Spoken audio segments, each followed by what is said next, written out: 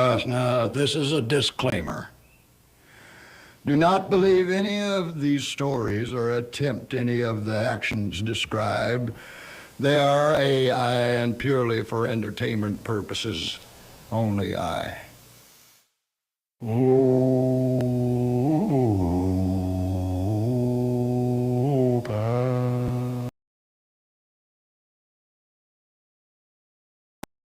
To be the best graduated top of my class at Johns Hopkins.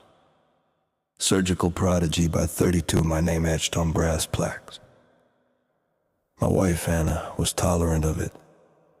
My children, Ethan and Claire, were present. I gave them shelter, clothes, and credit cards and whatnot. You see, my loyalty was to the operating room, to prestige, to shaking hands with donors whose watches cost more than some annual salaries. I chased advancements like a starving man and fed on applause.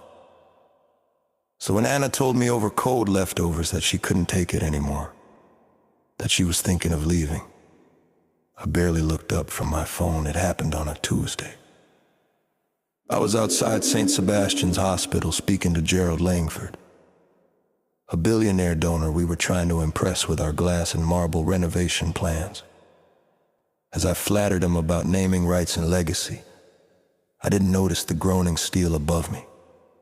The scaffolding, unstable from shoddy construction, collapsed. I remember a shadow, then nothing, or so I thought. I felt a falling sensation. Not through space, but reality. The sky peeled away like scorched paper. Screams, human and not human, pierced my ears. The air smelled like sulfur, blood, and grief. Hell. I was in hell. It was not fire and pitchforks. It was precision suffering, curated torment. I saw patients I'd ignored, colleagues I had sabotaged.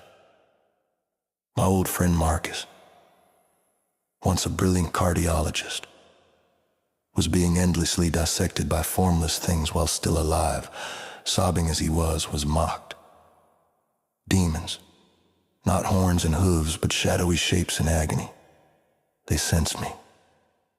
It was like knew about without asking. A man who had let his own family become strangers and let his own greed and pride do him in, they rejoiced. They advanced upon me. Their claws weren't just physical. They reached inside my regrets, peeled apart every moment I chose work over Claire's piano recital. Every time I let Anna cry herself to sleep in silence, I was stripped down, powerless, condemned. Just as their claws began to tear at my soul, a white light cut through the black, sharp, pure. The demons recoiled, hissing. The light bathed me. Not warm, but sterile and exact, like a scalpel of mercy. I was being pulled. No, saved. I screamed, not from pain, but from shame and regret. I gasped awake in the hospital ICU. My neck braced, chest aching. Anna sat at my side, her hand clutching mine, her eyes red from crying. But full of relief, Ethan stood in the corner. Claire sat with her knees to her chest. They looked at me like I had already died. I wept. I never used to cry. It's been a year now. I work part-time, volunteer at a free clinic on Wednesdays. I coach Ethan's baseball team and teach Claire how to play chess, Anna. And I go on walks. I listen more than I talk. People say I'm softer. I say I was scraped clean. The demons may visit me in dreams. Sometimes I wake up to the echo of that roar. But I also remember the light and the second chance. The grace I didn't deserve.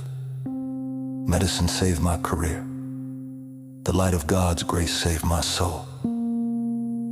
Now I live to save others, not for the accolades, but because I can. And because the next time, I want to walk in the light, not fall in the dark.